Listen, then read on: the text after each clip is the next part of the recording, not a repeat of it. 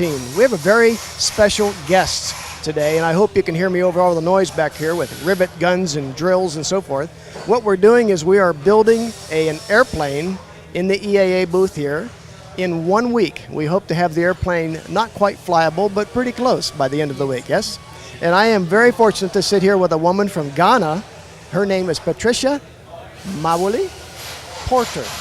Did I get that right? That's right. Very good. And welcome. Thank you. Thank you. Thank you. So tell me your background and how did you end up helping youth in Oshkosh, Wisconsin when you live in Ghana? I'm a pilot professionally and an engineer as well. So I come from Ghana in West Africa, and at home I build a lot of the Zenith CH701s, and at the moment building the Zenith CH801, which is 4-seater version of the 2-seat. And about a month ago, I heard about EAA Air Venture, of course. About 3 years ago, I was here as well, my first time.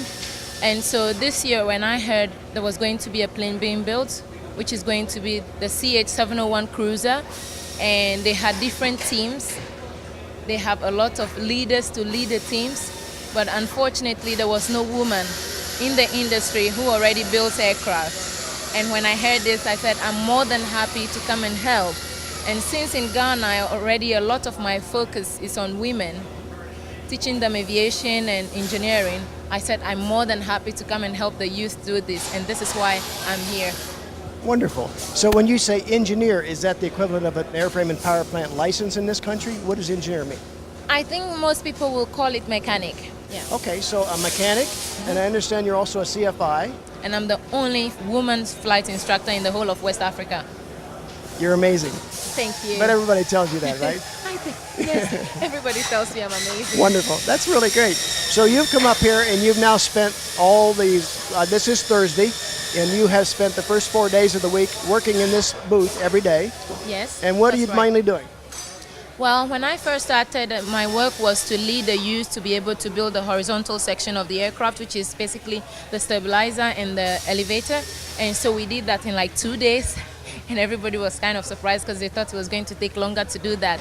But I'm sorry, when you have done this before, it's kind of natural. It just comes really naturally. And I have the most amazing people working with me amongst every other person. They are young people and they are very enthusiastic. They are into it. They want to build aircraft. So for me, that was really cool. And they paid attention. They were ready to listen. And I learned a lot from them as well. And so that was what we did. But after that, when the work was over, there was other stuff that needs done, like filing. I love filing. Somebody like filed a few minutes ago and it wasn't as it should be. So I went for it and filed it. Kind of natural, really. Yes. Your enthusiasm is bubbling out of your skin. You know that? I don't know. It is, absolutely. And I'm getting the enthusiasm out of that. That's really cool.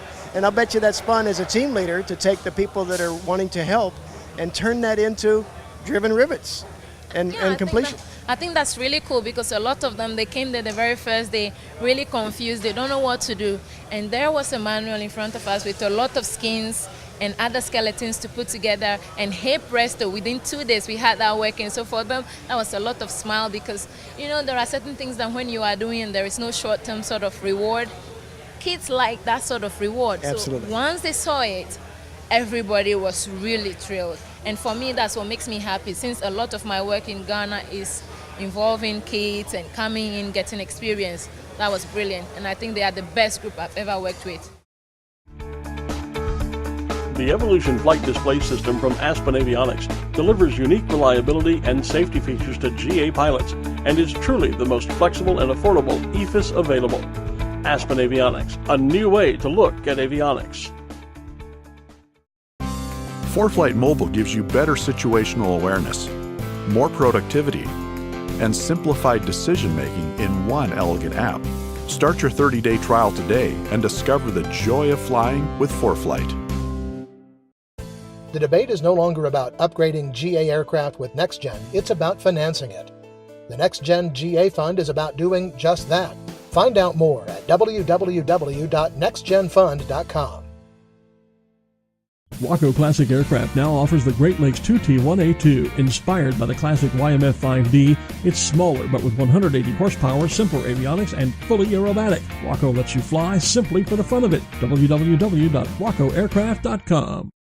So you've built other Zenith airplanes. How many airplanes have you built? So far, we have built 3 of them, working on the 4th one in Ghana at the moment. So this is our actual the 5th one we are working on at the moment, and it's brilliant. So you are an engineer or a mechanic, a Yes. certified mechanic, and also a CFI, and you get those licenses in Ghana? Everything in Ghana. And how does that work? There's not just a lot of that in Well- Ghana, I would suspect.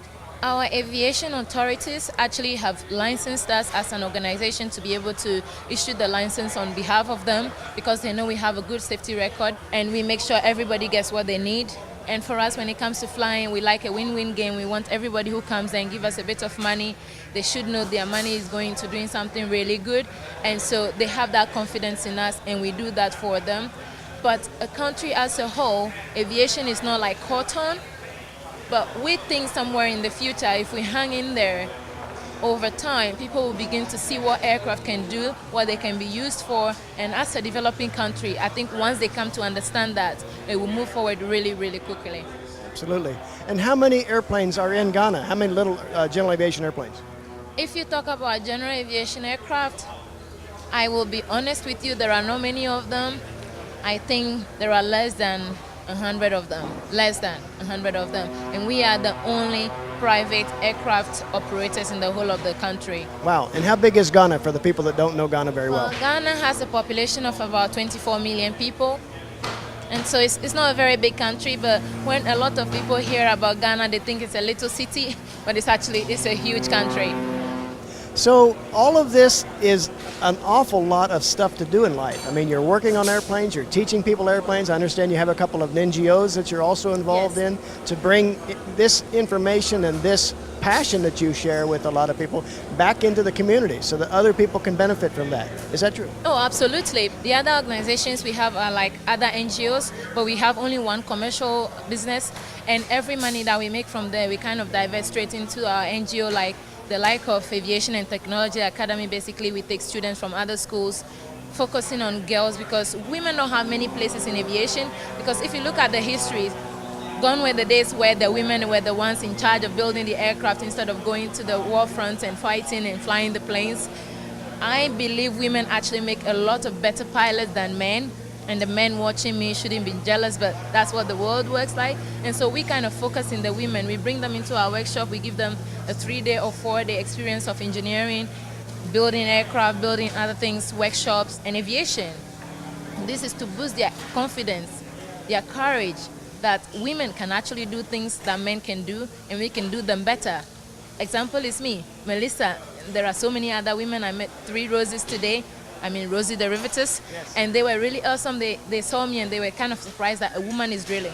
This is what we need. Women have their place in aviation, and it's high time we encourage our young people, especially the women, to go into aviation, because there is a place in there. And the other organization, which is MOM, Medicine on the Move, at the moment, our Zenith CH701 we have like a huge hole in the bottom of the plane, and we take a lot of health educational materials. And when we go into rural communities where they don't have roads and potable water and education, we actually drop these packages to them to show them how to be healthy, washing their hands after using the loo, washing their hands before they eat, washing their hands before feeding their children is really important. And with this, we believe when we can do this in communities by changing lives through one flight at a time. And the common route is an airplane, is aviation. An airplane, exactly. Aviation is really huge, and it changes lives. Well, you are doing amazing things, and I salute you. And I thank you for spending some time with us, because it's important to get the message out of what you're doing and let other people know that it's possible for them as well. Oh, thank you for having me. Absolutely. Thank If a you. woman from Ghana can get this done, think about how easy it is for most of us in the U.S. We have Yeah. more resources and more I have a available. punchline I like to always tell every young person.